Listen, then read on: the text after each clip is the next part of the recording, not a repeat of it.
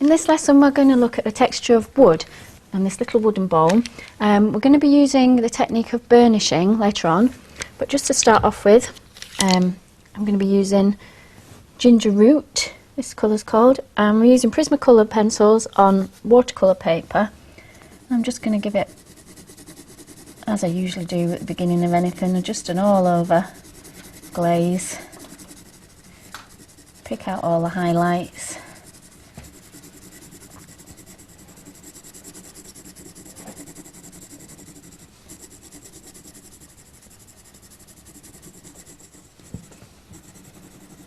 Just like in a lot of the other demos I've been doing, I'm just going to work on a small area just so you can see the technique I'm using.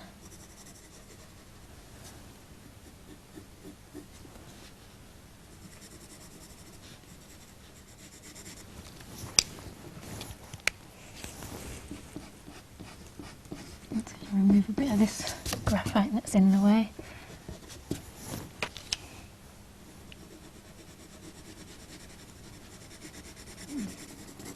Because it's quite a rough texture, I'm just applying this really roughly.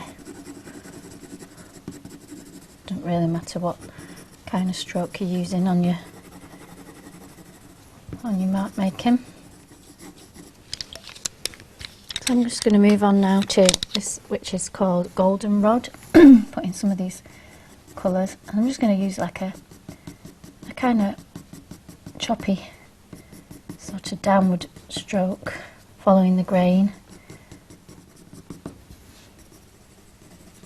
In here it's not as important because it's quite a dark area.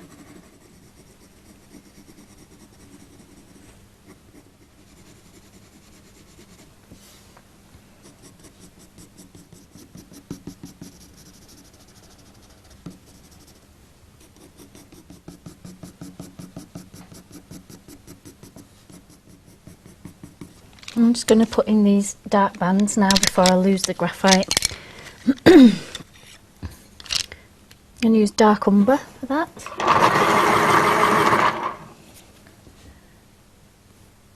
And here I am going to really try and concentrate on following the grain. Pretty much it's all downwards little strokes.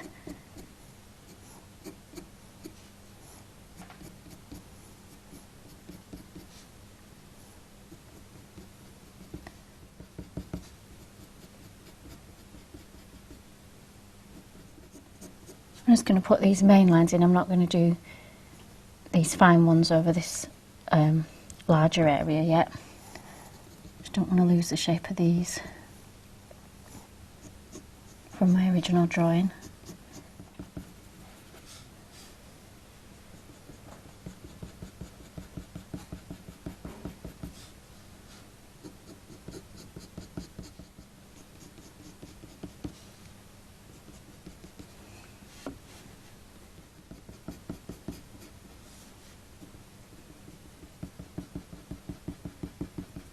And where where there's a cast reflection there, I'm going to do them a little bit less pressure so that they appear paler.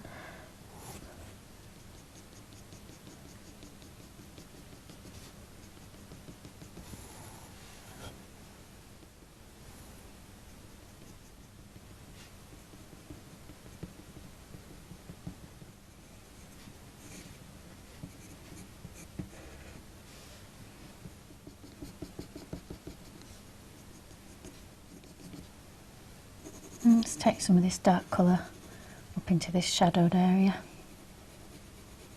Get a nice line along the edge, that lit edge of the bowl.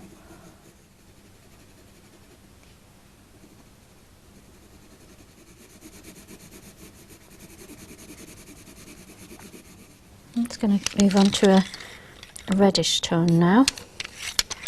We'll try burnt ochre, using the same little short strokes.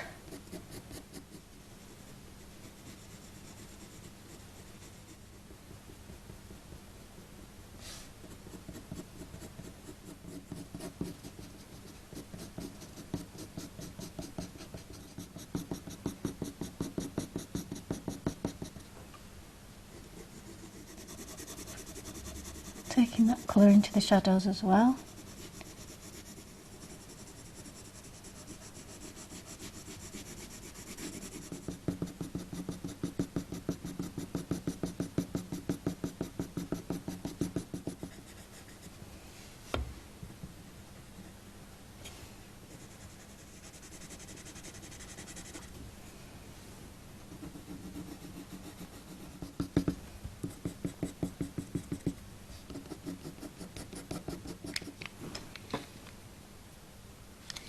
Just a touch of yellow ochre in these yellowy areas.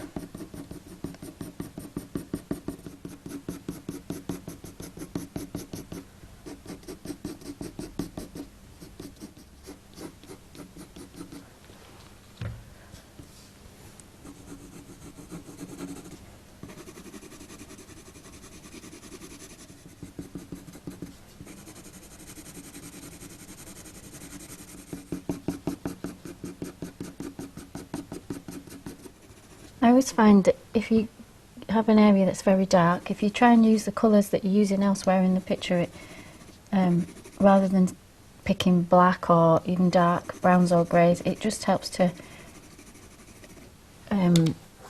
make it look like it's part of the same thing. You know, it just unifies everything really well.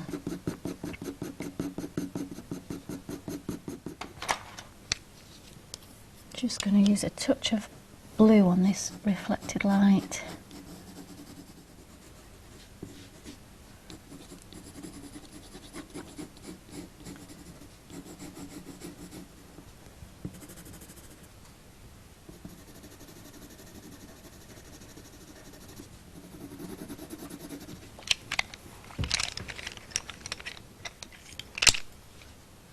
Terracotta. I'm just going to keep my strokes slightly wider now. We've got a nice base colour, but I want that to come through. So these are going to be more definite grain marks as I'm working. Still building up colour in the same way.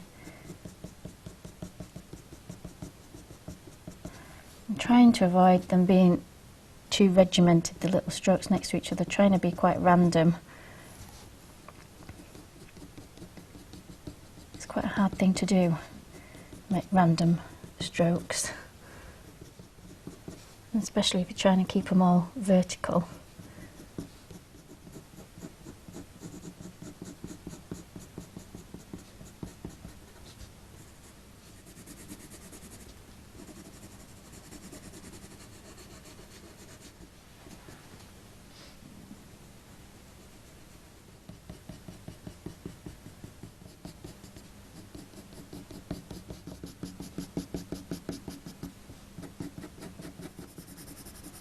In these shadowy areas down here, I'm not paying such attention to the grain. You just can't see, you can't pick it out with your eye, so I'm just using any old filling in stroke on those bits.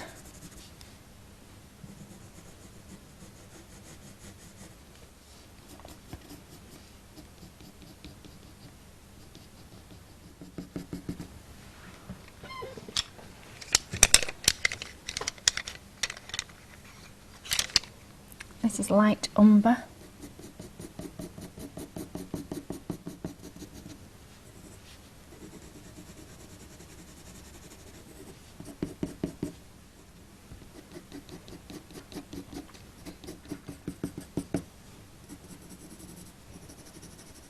Just going to add a few strokes going this way because there is a sort of a pattern of grain making horizontal lines as well around it.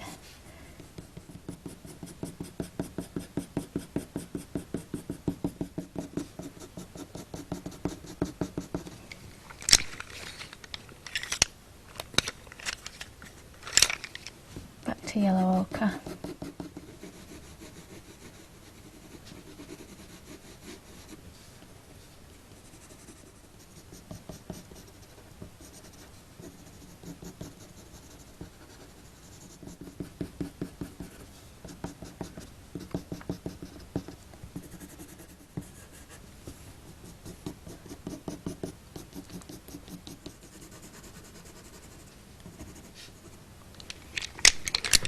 take down this darkest value now. I'm going to use some indigo blue. Just see if we can get it tonally to be right. At the moment I'm still working with just very gentle pressure on all my layers and building up gradually. So I'm just going to keep on working up this to get it all the colours right now. Just going to put a bit more on this edge to define it. A bit more blue. I'm starting to lose these grain marks again, so I'm going to come in with something a bit darker. This is purple.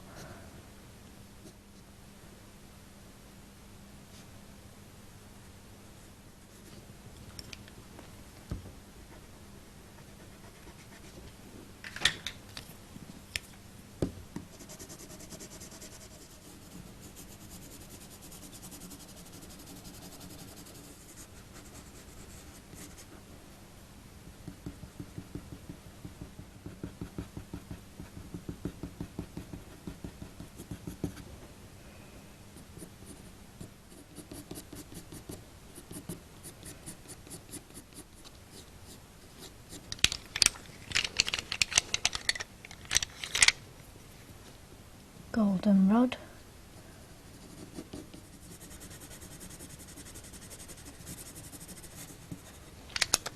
I'm just going to take my indigo blue down in these areas.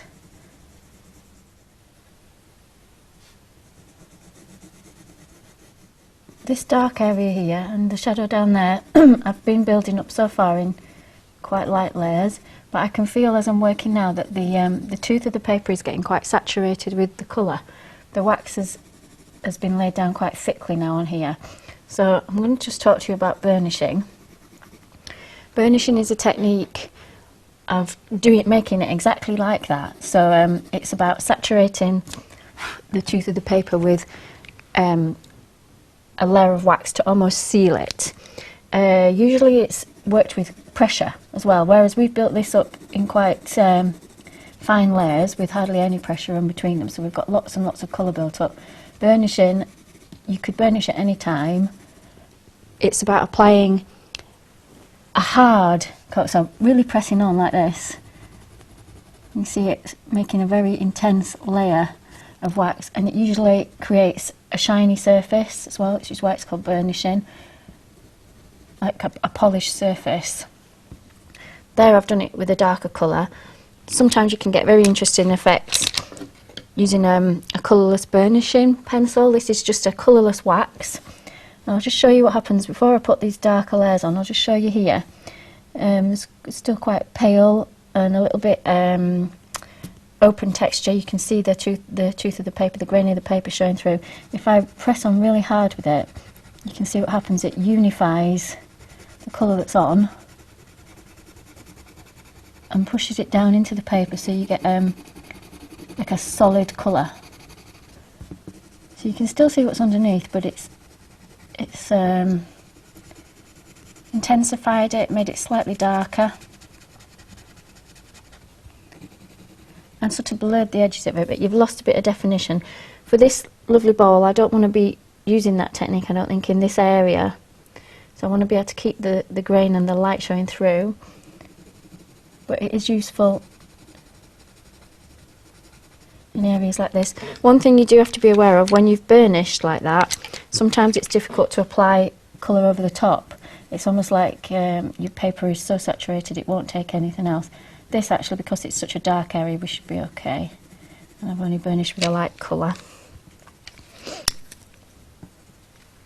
You can also burnish with a lighter tone of pencil.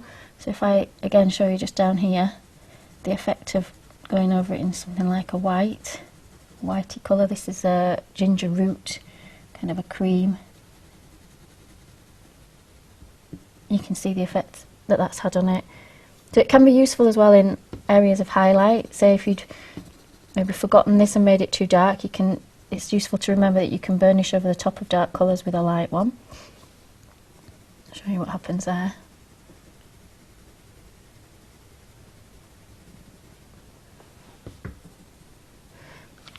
So I'm gonna use that technique now in these very dark areas. I'm just using a dark umber.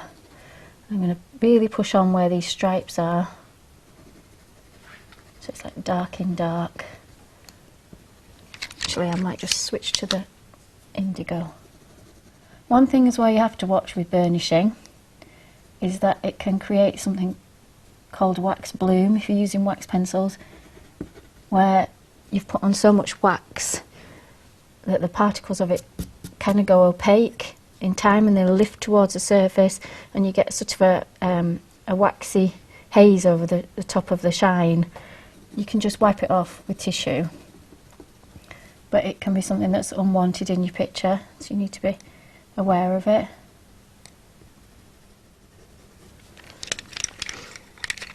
I'm just going to go in with purple and just adjust the colour.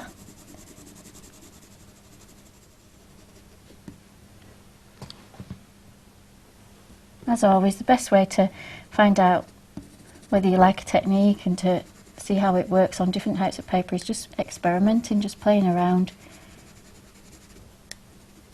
You can see I was messing about with all kinds of colours there, and it's not really affected the overall finish. I've managed to cover over what I was showing you. So don't be afraid to just have a play around and experiment.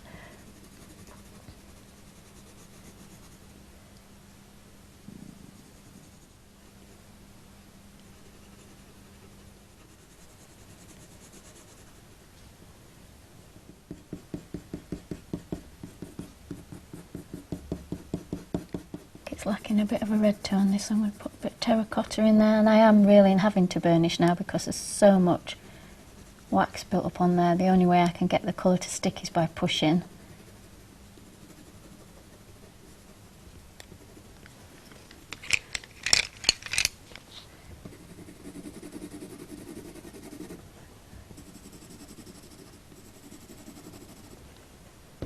Sometimes by changing the direction of your hatching you can get a bit more on there.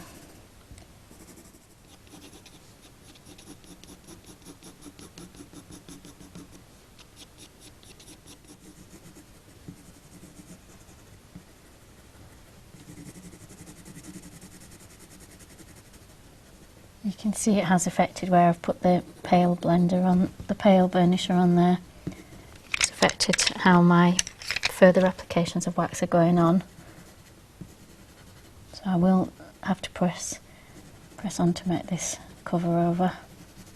But it doesn't matter because it's a dark area anyway, so we expect it to have lots of pigment saturated on that part.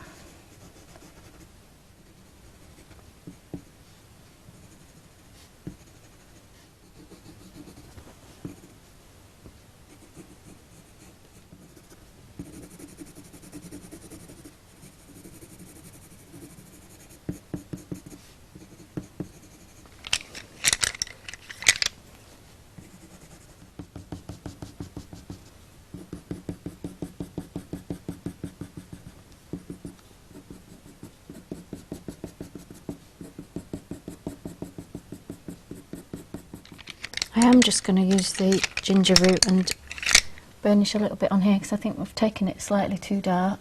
So I'm just going to pull out some paler stripes. So I'm really pressing on the areas that I'm burnishing.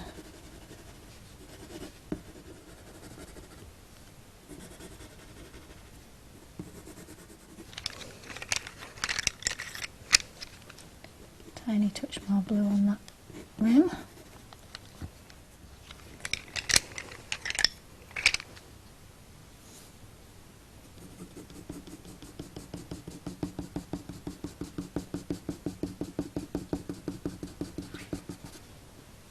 And I'm just going to go in and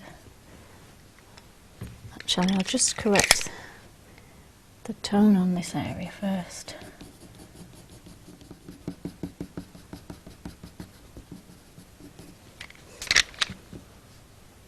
And then I'm going to start doing the tiny grain all over. Tiny fine strokes. I need a nice sharp pencil.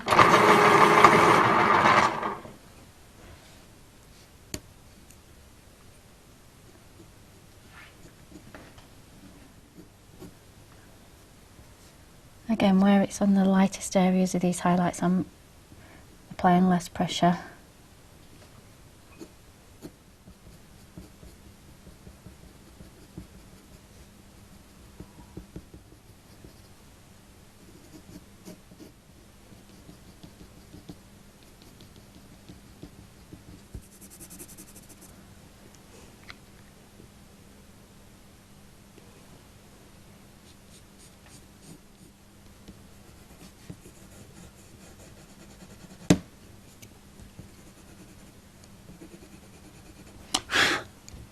The other thing I forgot to mention about when you're burnishing, when you're putting pressure on heavily like that, you get lots of little bits of wax.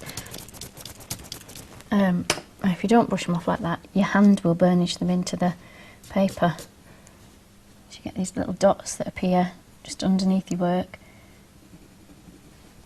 I think working on an easel, you avoid it more than if you're on the flat. Sometimes even I've worked with my easel slightly tipped towards me to stop it ruining a portrait, say, further down. But generally, if I'm working just in fine layers, it doesn't happen as much. Only really when you're pressing on.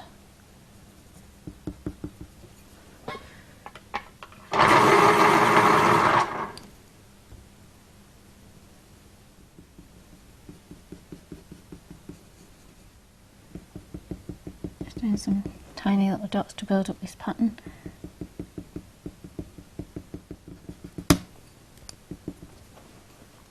That's the trouble with these lovely soft wax pencils, they're a joy to work with. But when you're trying to do details, they just snap away sometimes. That's why I love my electric pencil sharpener.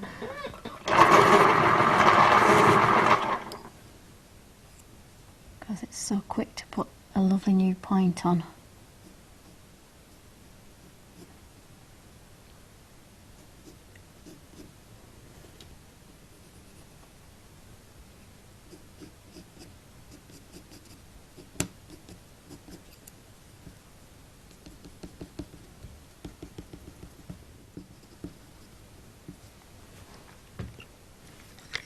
I'm just going to adjust. When I sit back from it, I can just see a couple of areas that need tonally adjusting.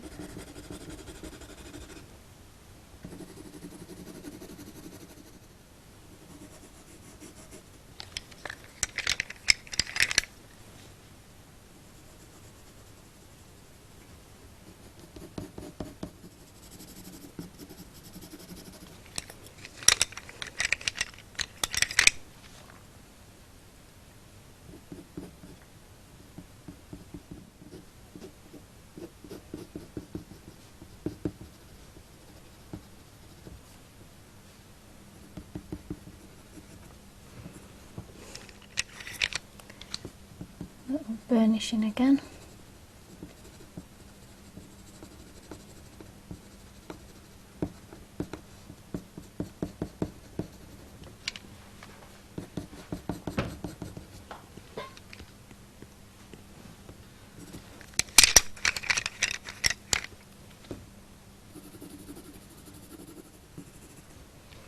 I think I'm happy with that now.